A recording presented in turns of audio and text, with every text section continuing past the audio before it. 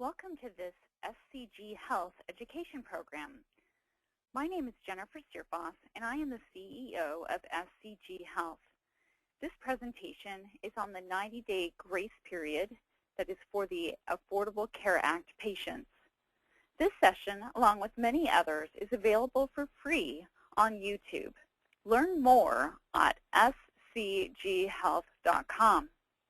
One quick legal note. None of the information contained in this presentation should be construed as legal advice.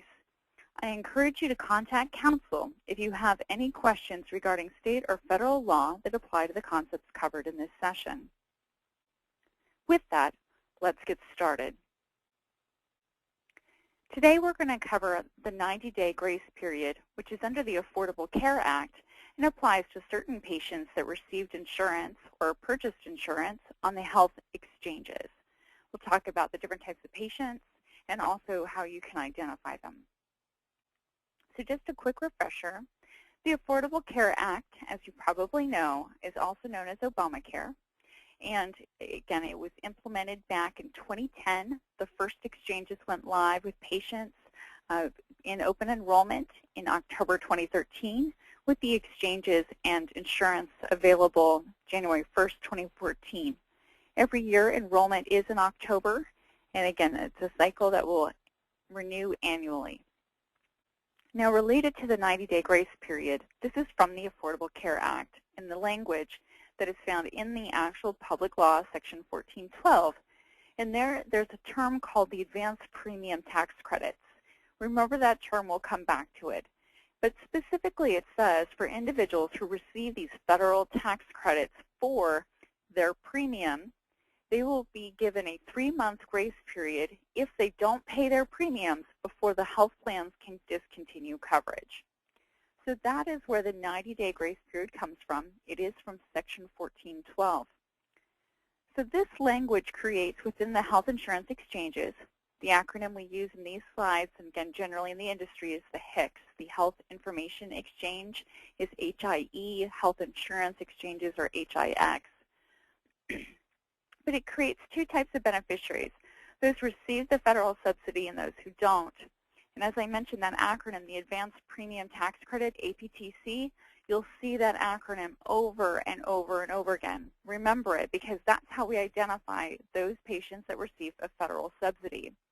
There's two types of patients that receive federal subsidy.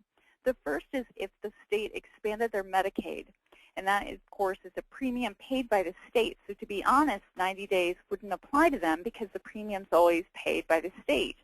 But for those beneficiaries that are enrolled in a qualified health plan and receive the federal subsidy, that tax credit, this APTC, that is where the 90-day grace period applies.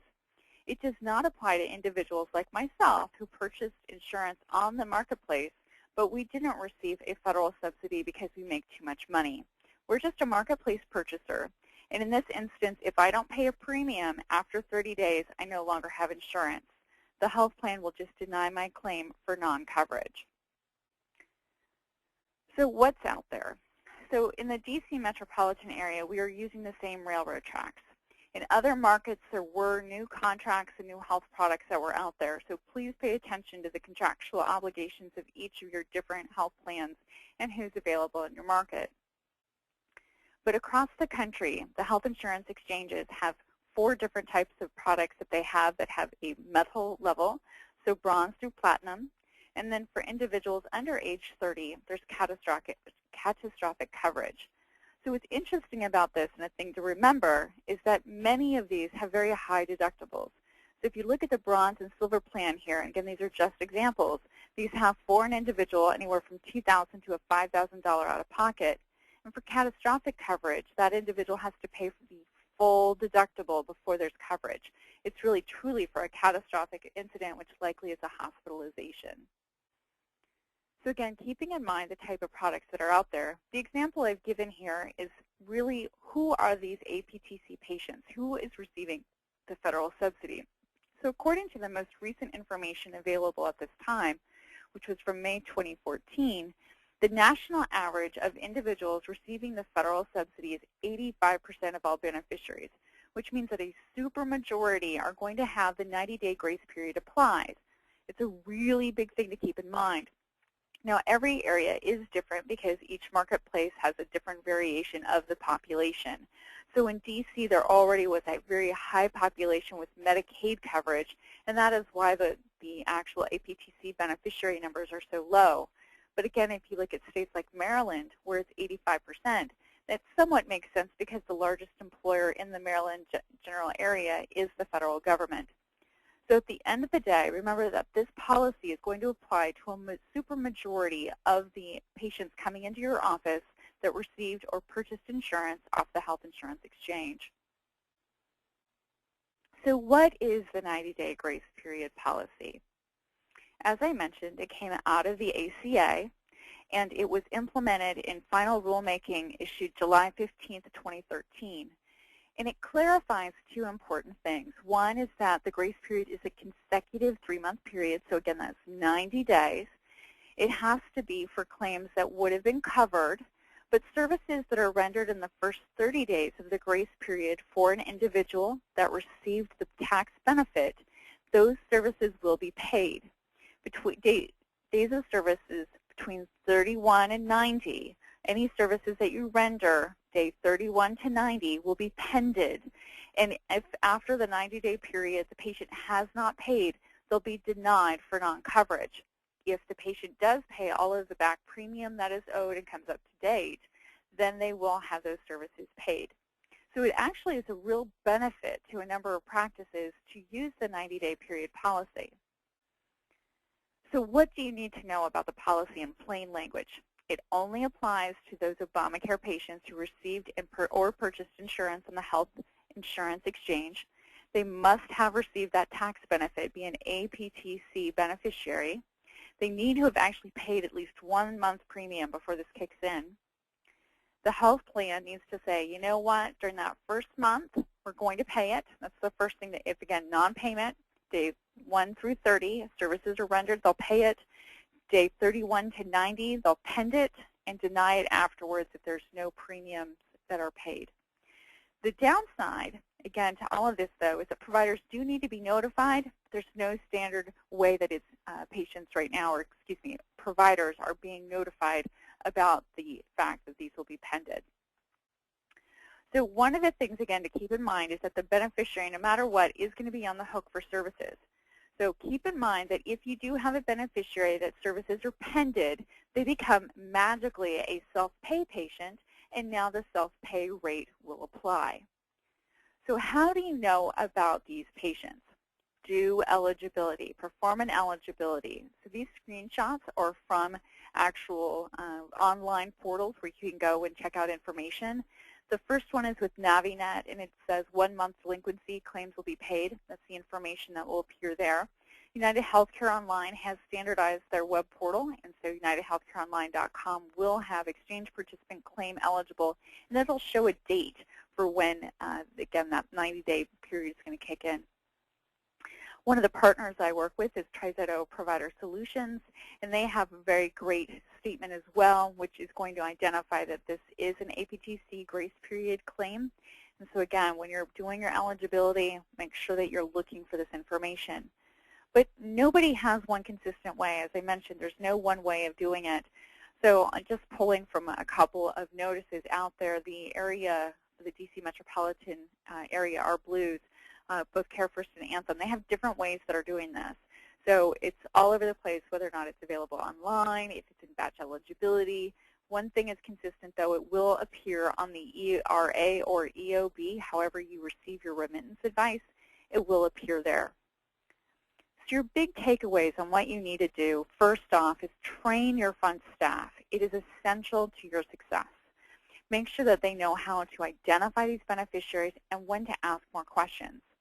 So first thing, make sure you document. Document exactly what you find out and who the patient is and what you've asked. The second thing is, on the phone, if you have an opportunity, ask probing questions. Is this patient an APTC beneficiary? Use the buzzwords. When was premium last paid? Are premium payments up to date? Then the other thing, too, make sure you're copying the patient ID card every visit, because, again, insurance may change. Ask for the photo ID, just as the red flags rule suggests. And then again, document what did you ask them. Are you up to date on premiums? Those types of questions. And if nothing else, educate and reinforce the importance of paying premiums, because these aren't new concepts. If you have any patient out there, they're paying rent insurance, they are paying car insurance. These are premiums that they know about. Compare the premium payment to other payments they're familiar with. So I've provided an example patient here for you. One of the things to remember is that with these Obamacare coverage policies, the majority of individuals that may not have the opportunity to pay premium are likely going to have high deductible plans, which means that at the time of service, make sure to collect your full allowable, the entire fee schedule amount that you're due for that patient. Now, once they don't pay premium and you're at day 91, you can then balance bill them the remainder of what it would cost for self-pay. So there is definitely some guidance to wait to that point. I will say that there's one insurance company in particular that's saying don't do balance billing until you get the denial. But again, figure out what you can collect at the time of service and maximize that opportunity, because once that walks out the door, you know that you're not going to be able to get it back. So make sure, too, that you have a policy for all patients, that if their insurance status changes, you have opportunity to talk about either discounting or waiver of certain fees. And then, again, remember, always check your policies every 3 years at a minimum. So your homework is make sure to start, review your intake procedures. How will your front desk identify Obamacare patients and identify patients with that are APTC? Are patients aware of their premium payment? And what documentation are you doing to make sure that they're eligible and that they are up to date on their premiums? Review your billing practices. As we talked about, review your policies and ensure your own internal policies and procedures are consistent with this. And the last thing is know your resources, because your health plans are a group that you need to rely upon. So I hope that you have found this presentation enjoyable and helpful. If you're listening on YouTube, please rate this video for satisfaction, and to receive notices about upcoming Gimme 15-minute programs or other educational sessions, please visit scghealth.com. Thank you for joining this 15-minute education program. This concludes the presentation.